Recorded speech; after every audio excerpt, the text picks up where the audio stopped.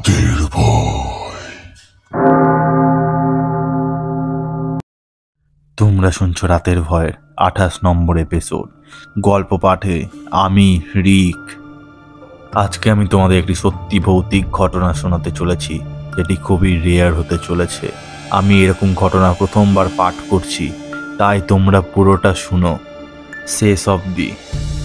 আর আমি বলতে চাই যে রাতের ভয় চ্যানেলে যারা যারা নতুন আছো তারা সাবস্ক্রাইব করে দাও, কারণ প্রত্যেক বুধবার ঠিক রাত 10টায় আমি তোমাদের জন্য সত্যি ভৌতিক ঘটনা নিয়ে আসি, যা তোমাদের জীবনে ঘটে গেছে বা তোমাদের মতোই কারোর জীবনে ঘটে গেছে। তাই তোমরা চ্যানেলটি সাবস্ক্রাইব করে দাও এবং তোমাদের ভূতপ্রেমী বন্ধুদের কাছে বা আত্মীয়র কাছে ঘটনাটি শেয়ার করে দাও, যদি তারাও ঘটনাটি শোনে এবং ভয় পায়। আর আমি ঘটনায় এগোনোর আগে বলতে চাই যে রাতের ভয় চ্যানেলের প্রত্যেকটি এপিসোড এন্টারটেনমেন্ট হিসেবে নেওয়া হয় একজন বুদ্ধিমানের কাজ। তাই বিশ্বাস আর অবিশ্বাসটা পুরোটাই তোমাদের ওপর। পুরো ঘটনাটি শেষ অবধি শুনবে এবং আমাকে কমেন্টে জানাবে যে তোমাদের কী মতামত, যে এটি সত্যি ভৌতিক ঘটনা না এটি পুরোটাই একটি সাজানো। আমার সত্যি ভৌতিক ঘটনা লাগে বলে আমি তোমাদের জন্য নিয়ে আসি। আর তো আমার কাছে এরকম অনেক ঘটনা আছে যেটি আমি তোমাদেরকে শোনাই না, কারণ এটা শুনেই বোঝা যায় যে এই ঘটনাগুলি পুরোটাই ফেক। তাই আমাকে তোমরা সত্যি ভৌতিক ঘটনা পাঠাও। তাহলে আর দেরি কেন, এরকম ঠান্ডা ওয়েদারে কানে হেডফোন দিয়ে তৈরি হয়ে যাও ভয় পেতে। আমাকে যেভাবে ঘটনাটি লিখে পাঠিয়েছে আমি সেইভাবেই তোমাদের শোনাচ্ছি। আমার নাম নিহারিকা পাল। আমি একজন কলকাতা জেলার বাসিন্দা। এই ঘটনাটি আমার জীবনেই ঘটেছে। এটি খুব একটি দুঃখের ঘটনা। এরকম ঘটনা না ঘটলেই আমার জীবনে পারতো, কিন্তু ঘটে গেছে, তাই আমি তোমাদেরকে এটি শোনাচ্ছি পুরোটা। গত কয়েক সপ্তাহে প্রতিদিনই অফিস থেকে বেরোতে দেরি হয়ে যাচ্ছে। ডিসেম্বরের শেষ প্রায়, ভালোই জাঁকিয়ে ঠান্ডা পড়েছে এবার কলকাতায়। আজ আবার একটু বৃষ্টিও হয়েছে বিকেলে। রাজারহাটের শেষ প্রান্তে আমার অফিস। রাতে অফিস ফেরার জন্য স্পেশাল ক্যাবের ব্যবস্থা থাকে। রাত 9টার ক্যাবটা আমার প্রায় বাধা। ভীষণ কাজের চাপ ছিল আজ। ফাইনাল টেস্টিং চলছে সিস্টেমের। তারই মধ্যে রাত 9টার ক্যাবটা মিস করেছি। নিজের উপর রাগ হচ্ছে। সোহিনীদি বেরোনোর সময় জিজ্ঞেস করেছিলেন, কিন্তু ওনাকে পুরো অন্যদিকে যেতে হয়, তাই ওনাকে এগোতে বলে আমি বেরিয়ে পড়েছি। ওলা উবের অ্যাপ খুলতে খুলতে হনহন করে মেন গেটের দিকে এগোলাম। দুপাশে পার্কিং স্পেস সব খালি। রাস্তার পাশে চায়ের দোকানে টিম টিম আলো, আর দূরে অনেক বড় বড় বিল্ডিংগুলোতে কাজ চলছিল, সেই আওয়াজ ভেসে আসছিল। একটা গাড়িও নেই ওলা উবের অ্যাপে। চেষ্টা করে যাচ্ছি। গেট পেরিয়ে রাস্তায় এসে দাঁড়ালাম। অনেক কষ্টে একটা গাড়ি পাওয়া গিয়েছে উবেরে। 10 মিনিট ওয়েটিং টাইম দেখাচ্ছে। কুয়াশা আরও অন্ধকার, চারিপাশটা ঘোলা হয়ে আসছে। বৃষ্টিও আসবে মনে হয়। প্রায় 10টা বাজে। বাড়িতে একটা ফোন করলাম। ঠিক এমন সময় একটা হলুদ ট্যাক্সি সামনে এসে দাঁড়ালো। গড়িয়া যাবে কি না বলতেই ইশারায় উঠে বসতে বলল। তাড়াতাড়ি লাফ দিয়ে উঠে প্রায় বসলাম। ব্যাগটা কোলে নিয়ে বসলাম। ডান দিকের জানলার কাঁচটা পুরোটা বন্ধ হচ্ছে না। অনেক চেষ্টায় কিছুটা ওঠালাম। কাঁচটা হু হু হাওয়া। চাদর বের করে গায়ে মাথায় দিয়ে জড়িয়ে নিলাম। নিশ্চয়ই আজ বেশি পয়সা চাইবে। এমনি থেকে এত রাত হয়ে গেছে, তার মধ্যে কোনো ট্যাক্সি নাই, তো আর কি করা যাবে, দিয়েই দিব।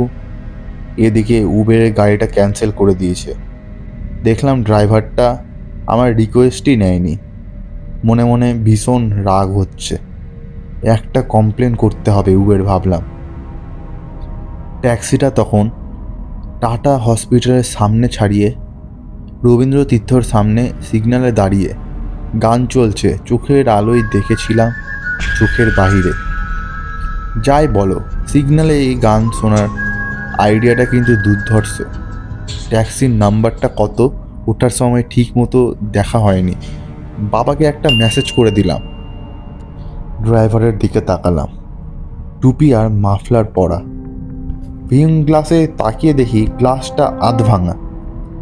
ড্রাইভারের মুখটা ঠিক দেখতে পেলাম না, ক্লান্ত, তাই শরীরটা এলিয়ে দিলাম। হঠাৎ ড্রাইভারের সিটের পিছনে ট্যাক্সির নাম্বারটা দেখিয়ে চমকে উঠলাম, কারণ সেই নাম্বারটি ছিল 3035। আর এ তো আমার রাত 9টা অফিস ক্যাবের একদম 1 নম্বর। ও হবে কিছু একটা। কনকনে ঠান্ডায় আর ভাঙা জানলার হাওয়াতে আমার চোখ যেন বন্ধ হয়ে আসছে।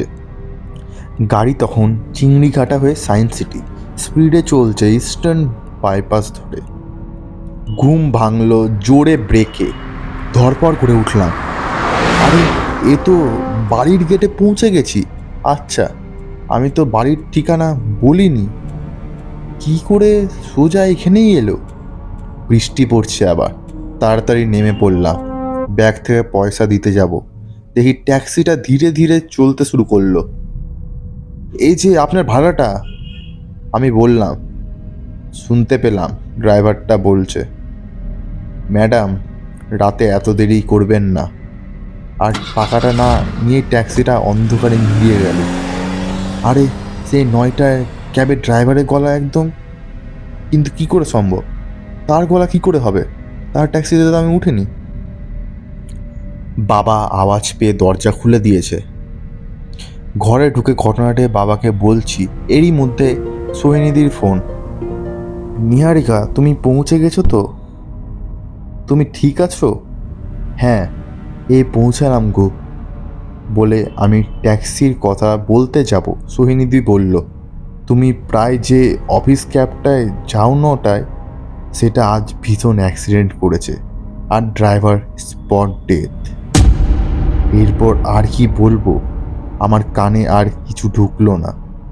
মাথাটা যেন কেমন হয়ে গেল, সামনে চোখে মুখে অন্ধকার দেখতে পাচ্ছি। তারপর অনেক দিন আমি অফিস যাইনি, কিন্তু আস্তে আস্তে তো ভুলতেই হবে, আবার নিজের কাজে আমি ফিরে আসলাম। তো এই ছিল দাদা ঘটনা। যদি ভালো লাগে তাহলে তুমি পড়ে শুনিয়ে তোমার চ্যানেলে, আমি অনেক খুশি হব। এই ছিল বন্ধুরা সেই সত্যি ভৌতিক ঘটনা। এটি খুবই একটি কষ্টের ঘটনা, কিন্তু আবার এটাও বলা যায় যে সেই দিদিটি বেঁচে গেছিল একটি বিপদের মুখ থেকে।